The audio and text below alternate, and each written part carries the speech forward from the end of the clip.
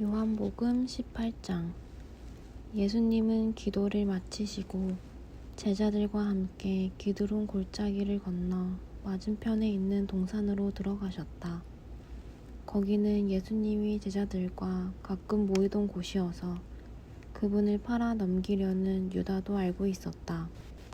유다가 한때의 로마 군인들과 그리고 대제사장들과 바리새파 사람들이 보낸 성전 경비병들을 데리고 그곳에 왔는데 그들은 등과 횃불과 무기를 가지고 있었다. 예수님은 자기가 당할 모든 일을 아시고 앞으로 나오시며 너희가 누구를 찾느냐 하고 물으셨다. 그들이 나사렛 예수를 찾고 있소 하고 대답하자 예수님은 내가 바로 그 사람이다 하고 말씀하셨다. 그때 예수님을 팔아 넘기려는 유다도 그들과 함께 서 있었다. 그들은 내가 바로 그 사람이다 라고 하신 예수님의 말씀에 놀라 뒷걸음을 치다가 땅바닥에 넘어졌다. 예수님이 다시 그들에게 너희가 누구를 찾느냐 하고 물으시자 그들은 나사렛 예수요 하고 대답하였다. 그래서 예수님이 그들에게 말씀하셨다. 나는 너희에게 내가 바로 그 사람이라고 말하였다. 너희가 나를 찾는다면 이 사람들은 가게 하라. 예수님이 이렇게 말씀하신 것은 아버지께서 내게 주신 사람은 내가 하나도 잃지 않았습니다. 라는 말씀이 이루어지도록 하기 위해서였다. 이때 시몬 베드로가 칼을 뽑아 대제사장의 종 말고의 오른쪽 귀를 쳐서 잘라버렸다. 그러자 예수님이 베드로에게 내 칼을 도로 칼집에 꽂아라. 아버지께서 내게 주신 고난의 잔을 내가 마셔야 하지 않겠느냐 하고 말씀하셨다. 그래서 로마 군인들과 그들의 지휘관과 유대인의 성전 경비병들이 예수님을 잡아 묶어서 먼저 안나스에게 끌고 갔다. 안나스는 그 해의 대제사장인 가야바의 장인이었으며 가야바는 유대인들에게 한 사람이 죽어 온 백성을 살리는 것이 더 유익하다고 조언해 준 사람이었다. 시몬 베드로와 다른 제자 하나가 예수님을 뒤따랐다. 그 제자는 대제사장과 잘 아는 사이였으므로 예수님과 함께 그 집 안뜰까지 들어갔으나 베드로는 혼자 대문 밖에 서 있었다. 대제사장과 잘 아는 그 제자는 다시 나와 문지기 여자에게 말하여 베드로를 데리고 들어갔다. 이 문지기 여종이 베드로에게 당신도 이 사람의 제자가 아니오 하고 묻자 나는 아니오 하고 베드로가 대답하였다. 날이 추워 종들과 경비병들이 불을 피우고 둘러서서 쬐고 있었다. 그래서 베드로도 그들과 함께 서서 불을 쬐었다. 대제사장이 예수님께 제자들과 그의 가르침에 대해 묻자 예수님은 이렇게 대답하셨다. 나는 터놓고 세상에 말하였다. 내가 언제나 유대인들이 다 모이는 회당과 성전에서 가르치고 비밀리에 말한 것은 아무것도 없는데 어째서 나에게 묻느냐. 내가 무슨 말을 했는지 들은 사람들에게 물어보아라. 그들은 내가 한 말을 알고 있다. 그러자 곁에 섰던 한 경비병이 예수님의 뺨을 치며 대제사장에게 대답하는 태도가 그게 뭐냐 하였다. 예수님은 그에게 내가 말을 잘못했다며 잘못한 증거를 대라. 그렇지 않고 내가 바른 말을 했다며 어째서 네가 나를 치느냐 하고 말씀하셨다. 안나스는 예수님을 묶은 그대로 대제사장 가야바에게 보냈다. 시몬 베드로가 서서 불을 쬐고 있는데 사람들이 그에게 당신도 저 사람의 제자가 아니오? 하고 물었다. 그래서 베드로는 나는 아니오 하고 딱 잡아떼었다. 이때 베드로에게 귀를 잘린 종의 친척되는 대제사장의 다른 종이 당신이 그 사람과 함께 동산에 있는 것을 내가 보았는데도 아니라고 우길 셈이요 하였다. 베드로가 다시 모르는 일이라고 시치미를 떼자 곧 닭이 울었다. 이른 아침 유대인 지도자들은 가야바의 집에서 예수님을 끌고 총독의 관저로 갔다. 그러나 그들은 더럽혀지지 않고 유월절 음식을 먹으려고 총독의 관저 안으로 들어가지 않았다. 그래서 빌라도가 밖으로 나와 그들에게 무슨 일로 이 사람을 고소하시오 하고 물었다. 그러자 그들은 이 사람이 악한 일을 하지 않았다면 우리가 당신에게 넘기지 않았을 것입니다 하고 대답하였다. 그때 빌라도가 그를 데리고 가서 당신들의 법대로 재판하시오 하자 유대인들이 우리에게는 사람을 죽이는 권한이 없습니다 하고 대답하였다. 일이 이렇게 된 것은 예수님이 자기가 당하실 죽음에 대해서 이야기하신 그 말씀이 이루어지기 위해서였다. 그래서 빌라도는 다시 관저로 들어가서 예수님을 불러 물었다. 네가 유대인의 왕이냐? 그것이 네 생각이냐? 아니면 다른 사람들이 나에 대해서 너에게 한 말이냐? 너는 내가 유대인이라고 생각하느냐? 네 동족과 대제사장들이 너를 나에게 넘겼다. 도대체 내가 무슨 짓을 했느냐? 내 나라는 이 세상에 속하지 않았다. 만일 내 나라가 이 나라에 속했다면 내 종들이 싸워 내가 유대인들에게 넘어가지 않게 했을 것이다. 그러나 내 나라는 이 세상에 속한 것이 아니다. 그렇다면 네가 왕이란 말이냐? 그렇다. 네 말대로 나는 왕이다. 사실 나는 진리를 증거하려고 났으며 이것을 위해 세상에 왔다. 누구든지 진리의 편에 선 사람은 내 말을 듣는다. 그때 빌라도는 진리가 무엇이냐 하였다. 그러고서 그는 다시 밖으로 나가서 유대인들에게 말하였다. 나는 그에게서 아무 죄도 찾지 못하였소. 유월절이 되면 내가 여러분에게 제수 하나를 석방하는 전례가 있는데 여러분은 내가 유대인의 왕을 놓아주기를 원하시오? 그러자 그들은 큰 소리로 그 사람이 아닙니다. 바라바를 놓아주십시오 하고 외쳤다. 바라바는 강도였다. 19장.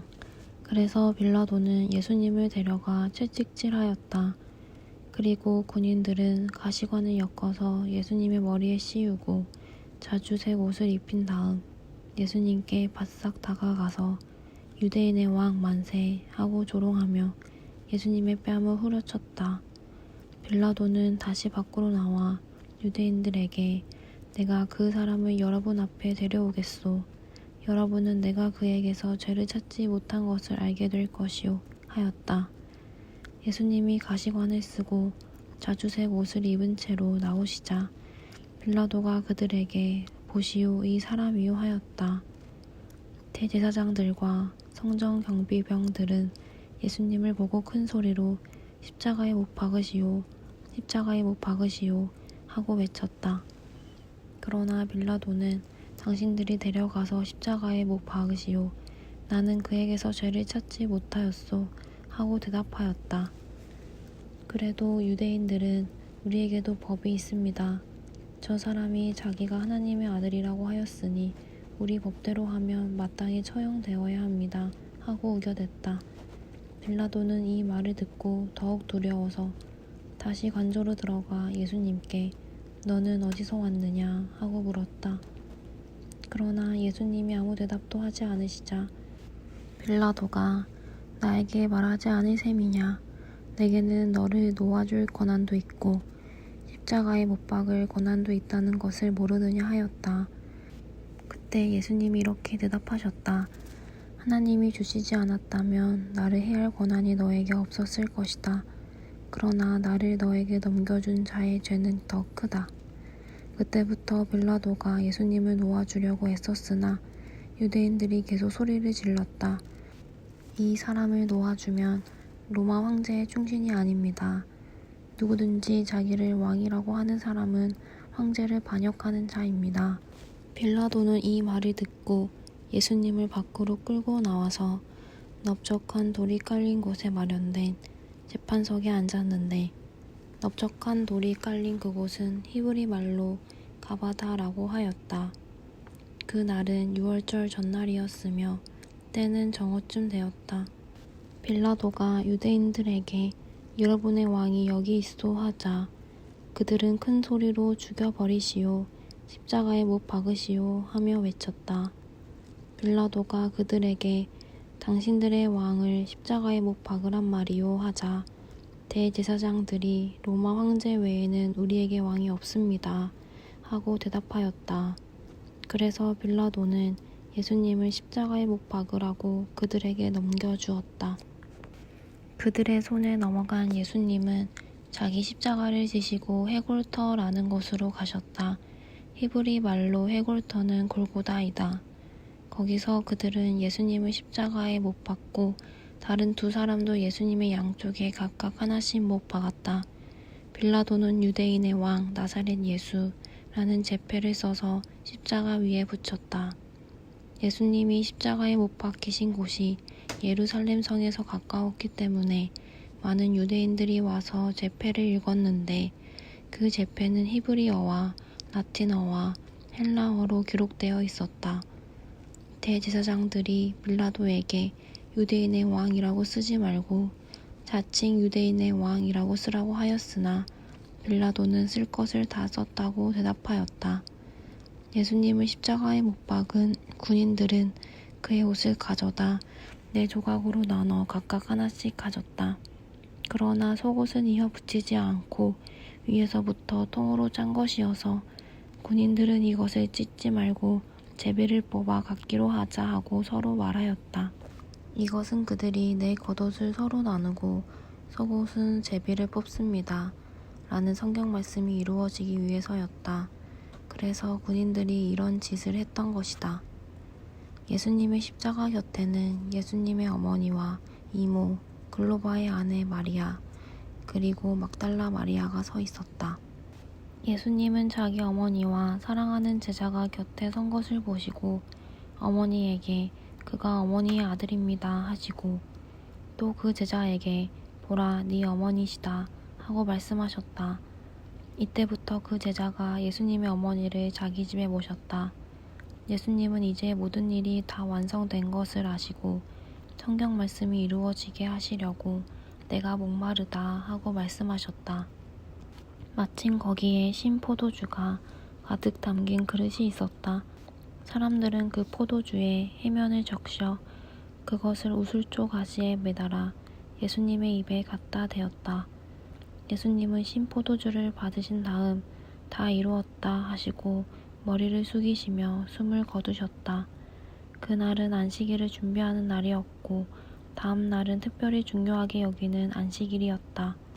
그래서 유대인들은 안식일에 시체를 십자가에 그대로 두고 싶지 않아서 빌라도에게 그들의 다리를 꺾어 시체를 치워달라고 하였다. 그러므로 군인들이 와서 먼저 예수님과 함께 십자가에 못 박힌 두 사람의 다리를 꺾었다.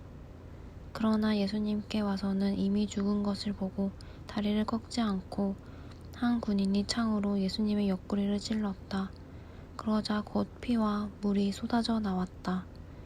이것을 직접 본 사람이 증거하였으니 그의 증거는 참된 것이다. 그는 자기가 진실을 말하고 있음을 알고 여러분이 믿도록 하려고 증거한다. 이 일이 일어나게 된 것은 그의 뼈가 하나도 꺾이지 않을 것이다. 라는 성경 말씀이 이루어지기 위해서였다. 또 다른 성경에는 이런 말씀도 있다. 그들은 자기들이 찌른 자를 바라볼 것이다. 그 후에 아리마대 사람 요셉이 빌라도에게 예수님의 시체를 가져가게 해달라고 요구하였다. 요셉은 예수님의 제자이면서도 유대인 지도자들이 두려워서 자기가 제자라는 것을 숨기고 있었다. 빌라도가 허락하자 그는 가서 예수님의 시체를 내렸다. 그리고 밤에 예수님을 찾아온 일이 있던 니고데모도 몰약에 침향을 섞은 것을 33kg 정도 가지고 왔다. 그 두 사람은 예수님의 시체를 가져다가 유대인의 장례법대로 향료를 바르고 모시천으로 쌌다. 예수님이 십자가에 못 박히신 곳에는 동산이 있고 동산 안에는 아직 사람을 매장한 일이 없는 새 무덤 하나가 있었다. 그 날은 유대인이 유월절을 준비하는 날인데다가 무덤도 가까이 있었으므로 그들은 예수님의 시체를 거기에 모셨다.